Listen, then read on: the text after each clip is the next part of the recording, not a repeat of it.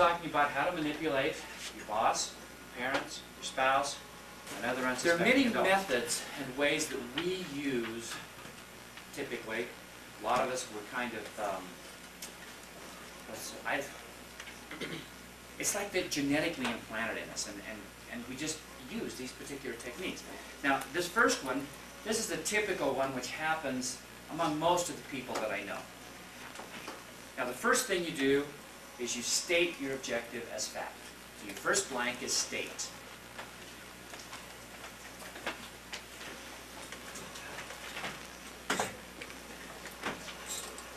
Examples there.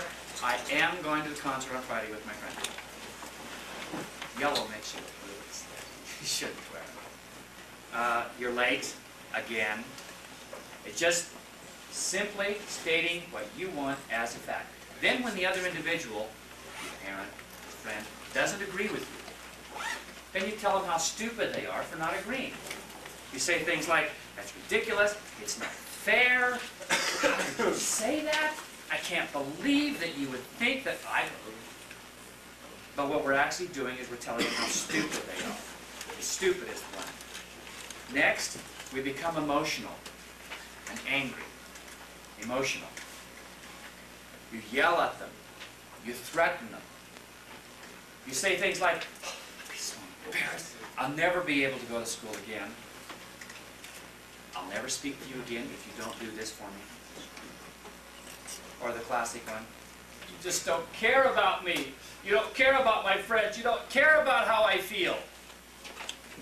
Then if you still haven't gotten your way, then you give the ultimatum, which is, I will kill you. You'll be grounded forever. How many of you are still grounded forever? Doesn't work, does it? You will never, ever go with those friends again. Or, I'm going and you cancel.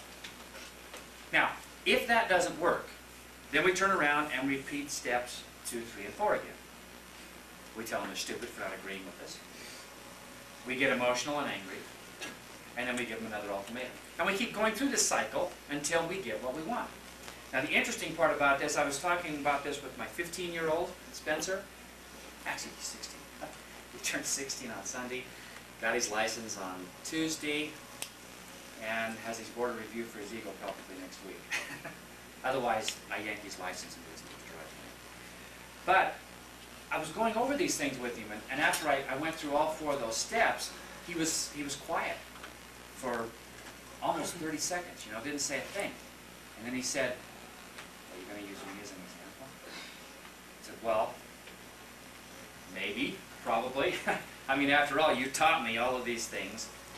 That's exactly what he does. He'd come in and make a bald-faced statement, tell you you're stupid for not agreeing with you, and then become angry, throw a fit, and then give an ultimatum.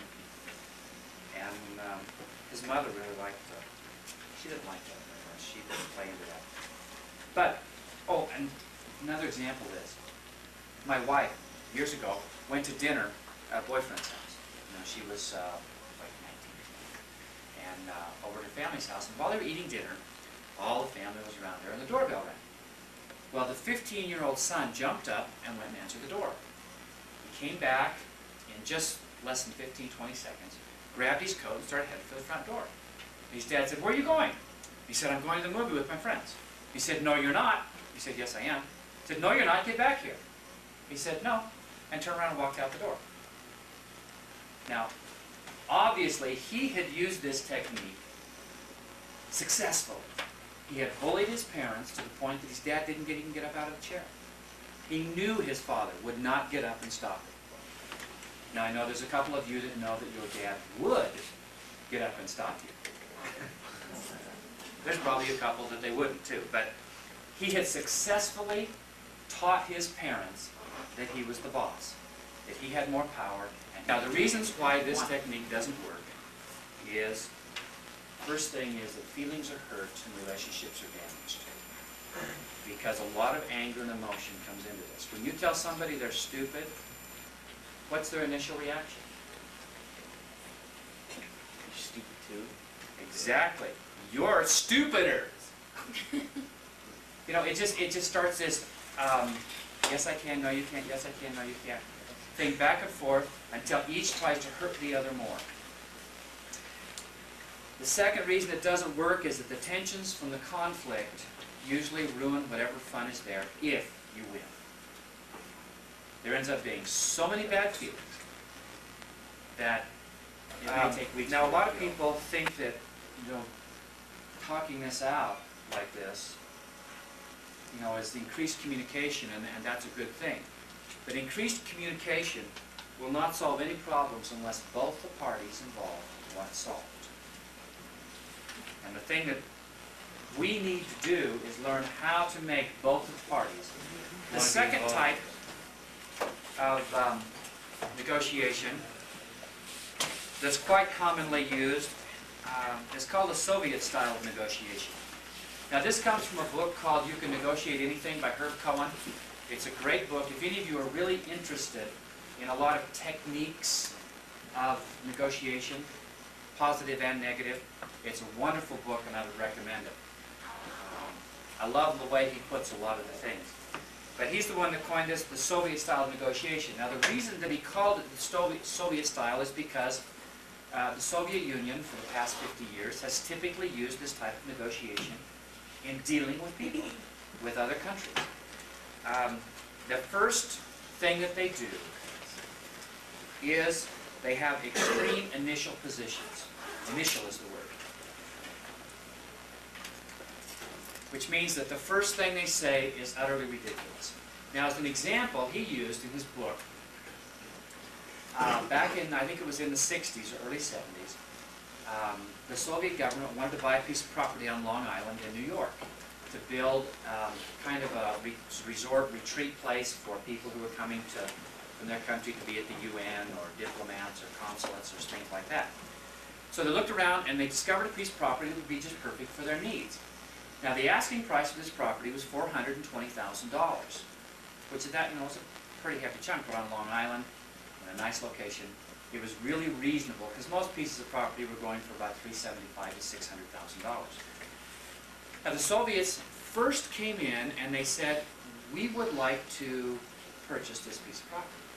And so we'd like to pay you, they paid a small amount, I think it was like $5,000, to tie up the property for 1 year, at the first option to buy it, with the provision that all of their negotiations and dealings be kept secret. So the owner couldn't talk to anybody about their negotiations until after the deal was consummated.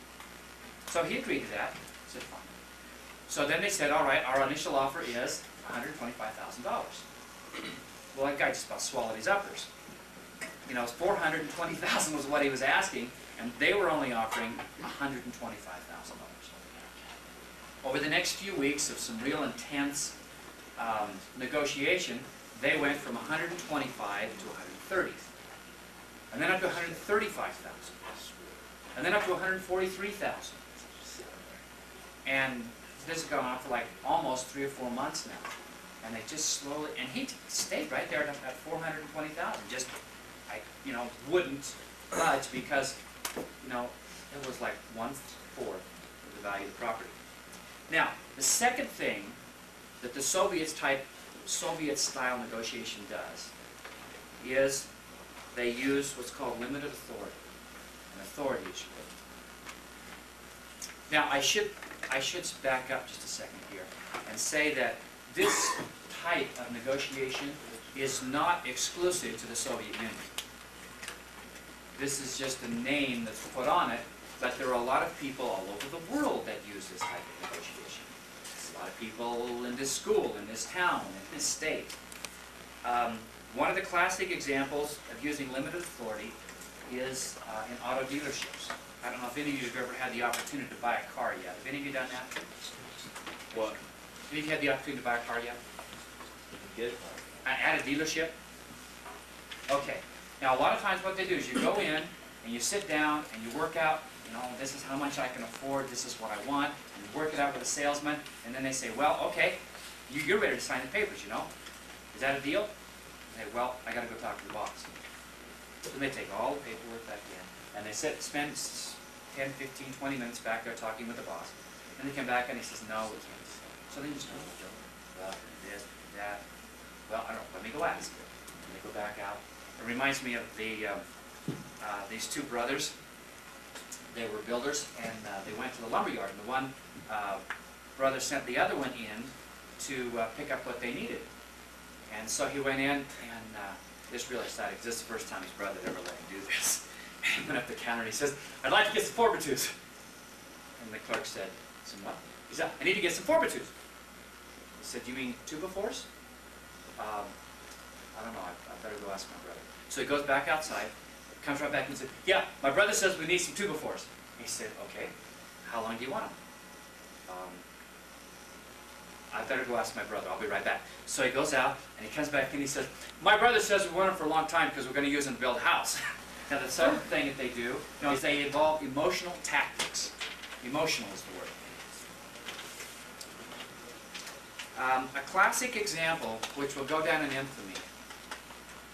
Back in the 60s, we were having quite a confrontation with the Soviet Union and Cuba. It was known as the Cuban Missile Crisis. And the Soviet Union was supplying short-range ballistic missiles and placing them on Cuba, and they had the ability to jump across and hit Miami. And so we were just a little concerned that the Soviet Union had missiles, I think it was 60 miles or 40 miles off of our coast, and could actually hit one of our major cities with them. And we tried all sorts of things to denounce them, to try and get them to take them off and to remove them. And Nikita Khrushchev, who was their foreign minister, much like our Secretary of State, went to the UN to plead their case. And as he was standing there at the podium in the middle of the United Nations Assembly with 300 or 400 people there watching, plus I think it was even on TV, he started getting more and more emotional and angry about the fact that the United States would insist and would try and get in and become involved in their affairs and everything. And he got so mad he grabbed his shoe and started beating on the podium with his shoe. And all these people were just, wait a minute, this isn't the way you act, you know. You're supposed to be diplomatic, we're supposed to be polite, we're supposed to be social. But he went on raving and beating the podium with his shoe. And finally everybody kind of caved in. You know, my goodness, this man's a monster. If he'll do this in public, what would he do if I met him in a dark alley? Or, you know, what would they do in some covert operation?